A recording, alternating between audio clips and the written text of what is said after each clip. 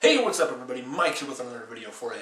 And this is a new series I'm going to be doing from now on, Talking Movies. I try to do it once a week. You know, if it doesn't happen every week, who cares? It's just going to be a new series I'm going to be doing. And I could be talking about one movie or 100 movies in one video. I'm not going to separate, if it's a saga, I'm not going to separate the videos, or the movies. I'm just going to do them all in one video. So the videos could be kind of long. So, just a word of warning, if you don't want to watch the entire video, you don't have to. But if you do, you're more than welcome. Also, I wouldn't mind hearing what you guys think. Your comments, video response, whatever. Do what you gotta do, you know?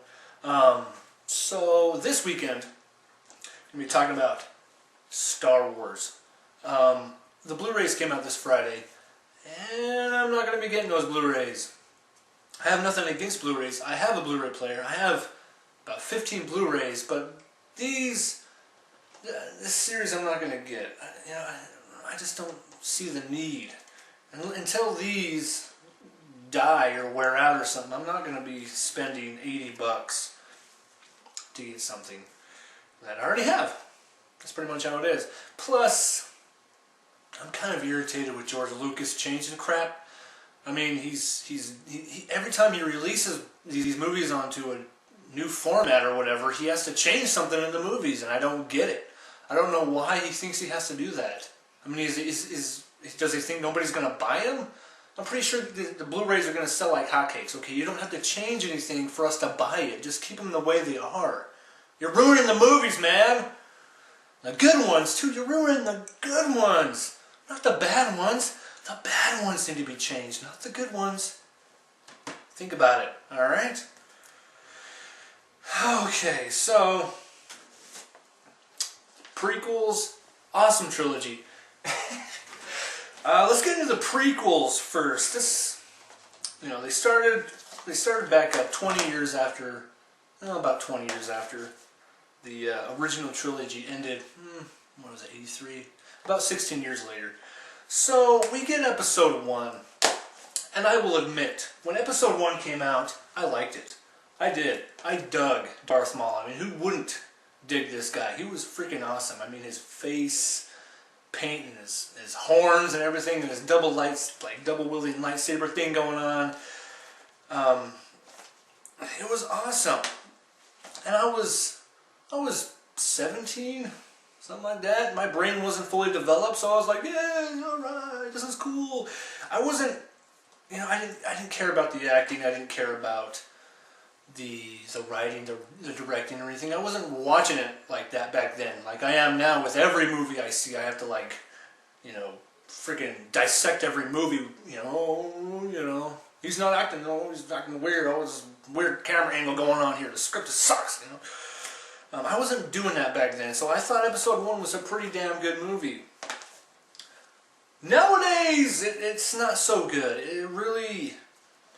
There's a lot of things that bug me in this movie, like Anakin Skywalker. Not the kid that plays him. The kid got a lot of crap, a lot of unnecessary, just garbage from the fans. He's a freaking kid, and they're freaking, blaming him for ruining the series. Blame George Lucas, not a freaking 9-year-old, you people.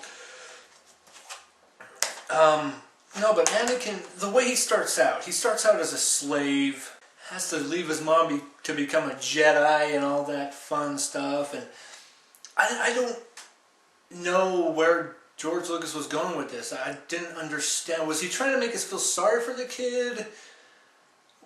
I mean, I don't get it. I just don't understand why he had to start out as a slave. Wouldn't he appreciate things more? Well, why would he be angry? What's to be angry about? And the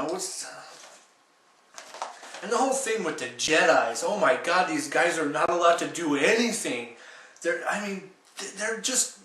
like zombies walking around. You can't have no emotion, no nothing. You're going to turn to the dark side. One little smidge of emotion of any kind, and you're going to the dark side. That's how they make it out to be in these prequels. It's ridiculous. Oh, you're worried about your mom? Oh, you're going to the dark side, buddy. Oh, man, you're dead. To me, I think he should have started out in the Republic. You know, because that way you wouldn't see his betrayal coming. You would have no idea. If he started out in a regular family, just all that fun stuff, was raised perfectly fine, they wouldn't see it coming. I mean, from the beginning, Yoda's like, I'm not sure about this guy. He's a little angry, or something's going on with him. Something's going to happen in this training. I know, but you can go ahead and train him anyway. Something bad is going to happen, but you go ahead. You go ahead and train him. Yeah, and what's Padme? She's a queen? I don't know. You know, and why did they kill off Darth Maul? I mean, he was the coolest villain in the freaking prequels, and they kill him off in the first movie. I don't care if he didn't have any lines. That makes a good villain sometimes when he doesn't speak hardly. He's very mysterious, very, you know, you don't know what's going on. He can do anything at any moment.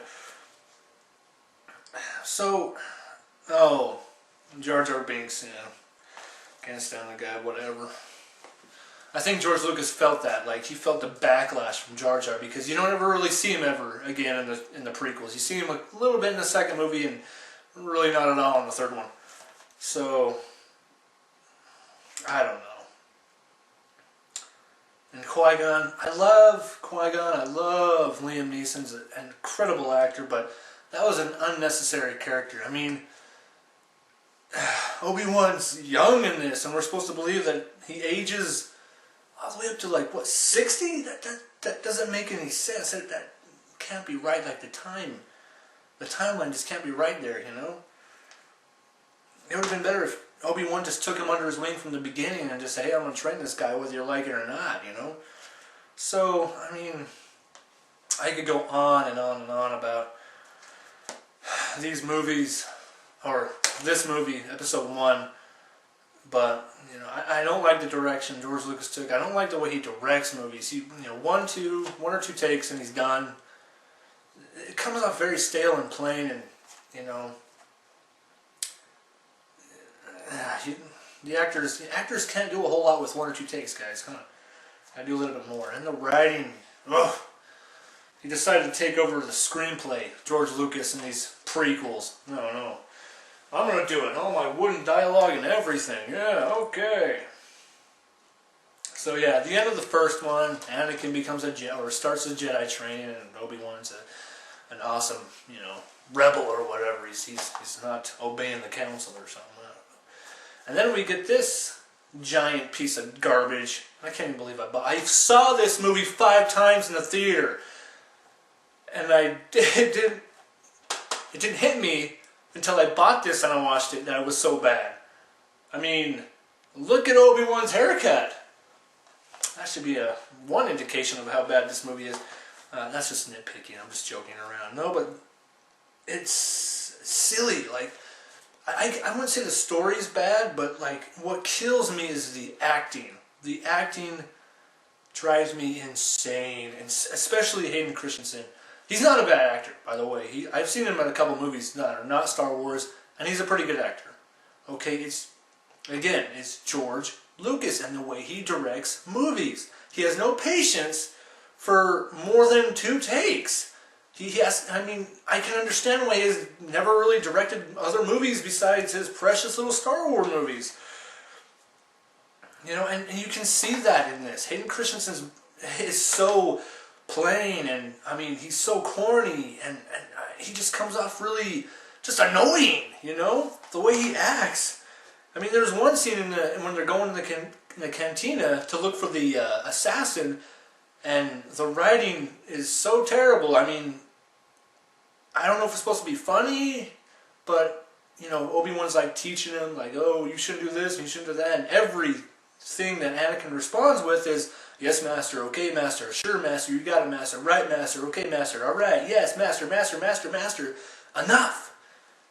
I mean, wasn't George Lucas looking at the script saying, that might be a little too many masters, let's slim it down, you know, cut out a couple of the masters, huh? And the ending was unbelievably long for this movie. I thought it was never going to end. First you have, you know, the Jedi's fighting in that little arena area. No, it was Obi-Wan, and then Obi-Wan and Anakin fighting in the arena area, and then the Jedi's come, and then the clones come and rescue them. That, you know, goes out into this bigger battlefield, and then we get a couple saber fights, like 3 or 4 saber fights at the end. That's like 40 minutes or something. Like, what the hell? That's not how they used to do it. I mean, they used to have all the battles going at the same time, and they used to just cut in and out of those battles, like in Return of the Jedi. It's a perfect example. That final battle scene was perfectly directed and edited, and it flowed so nicely. This ending to this movie was just too long. And as amazing as Yoda's fight scene with Dooku at the end, Dooku, who the hell is Dooku? As amazing as it was, it's more funny than cool. It's more funny to look at, like, just to see, than it is cool. I can't say, hey, that's pretty cool. Look at that little guy just jumping around all over the place. Because I have to admit, the first time I saw the fight, I was laughing my ass off. I couldn't stop laughing. It was so damn funny. I don't know if that's what they were going for, but that's what I ended up doing. I was laughing. So, and another thing, why do they have to bring in old characters? Like, another thing I would have changed, R2-D2 and C-3PO. I would have not had them in this movie, or in this trilogy. There's no reason for them to be in this trilogy. You know, it's just, I mean, Anakin built C-3PO, what? How come he doesn't remember? I mean, wasn't there a scene somewhere in there where he's maybe saw him? I can't remember in the original trilogy if there was a scene or not. I mean, in R2-D2, it's just so dumb that they brought those characters into the prequel. And I mean, and Jango Fett. Why do we have to have Jango Fett?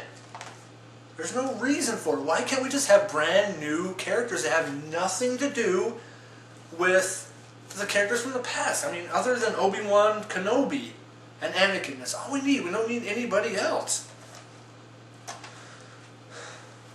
Okay.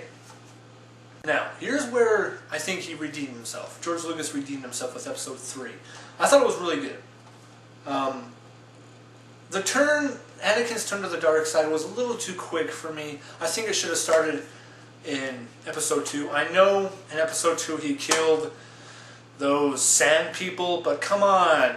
That can't be part of him turning to the dark side. It's him killing the equivalent of a closet monster, for goodness sake, under your bed monster.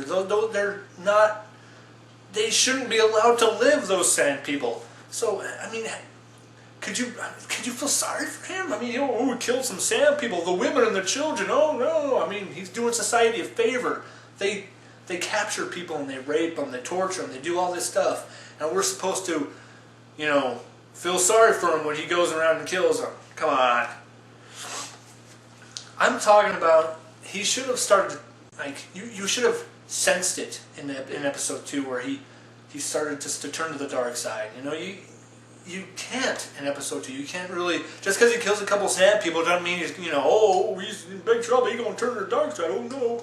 No, he needs to do something big in Episode 2 that will carry over in Episode 3 and, you know, get the wheels turning, and then he'll turn to the dark side. I mean, in Episode 3, it starts late in the movie. I mean, you get a sense of it in the beginning, but he doesn't really, I mean, the Emperor really doesn't, you know, start into him until late in the movie.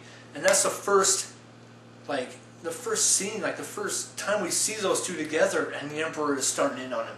That should have started it in the beginning of Episode 2. Not in Episode 3, like 3/4 of the way through the movie. That should have started in Episode 2. I know in Episode 2 we see them walking together, but what does that mean? That doesn't mean anything. I mean, he should have started in on Anakin well before Episode 3. So, but other than that, I mean, Episode 2 was good. The acting from Hayden Christensen got a lot better because I think he knew what he was dealing with now, and he knew what he had to do to prepare himself and all that fun stuff. You know, Obi-Wan, you know, Ewan McGregor, always good. Ewan McGregor's always good. You know, and Ian McDiarmid, God, he stole the show from everybody in this movie, Emperor Palpatine. So, but there's not a lot of things I don't like about this movie, other than the fact that Anakin's return to the dark side was too quick. This may sound a little kind of crazy, but I wanted to see Anakin do a little bit more. You know, we like kill Jedi. We don't really get to see him do that. We get to see a hologram of him, you know, slicing, dicing some people or whatever, and then a scene where he walks in the room with the young Jedis and, you know, lights up his lightsaber and ooh, oh man, he's gonna do some damage. I mean, I just didn't buy that. I don't buy that Anakin 2 minutes later is like, you know, he's like a good guy. He's turning Palpatine in. He's like, hey, he's a Sith, you know, and then next thing you know, he's killing children. I just didn't buy that. That's why he needed to turn earlier than that. So, I mean, but if he was killing like adult Jedi, you know, doing all that, you could probably maybe believe it a little bit more. But yeah, I can't think of anything I really have a problem with this, other than the fact that Leia remembered her mother. Her mother died when she was born. How the hell could she remember her mother? Yeah, right. The Force. Everybody always uses these excuses. It was the Force. She saw her through the Force. Yeah, right. Come on. It's a plot hole. George Lucas messed up and he knows it. Yeah, I didn't mind seeing the Wookiees in it because Chewbacca, you know, he's a lovable character, isn't he? Yeah, he's a fun guy. So,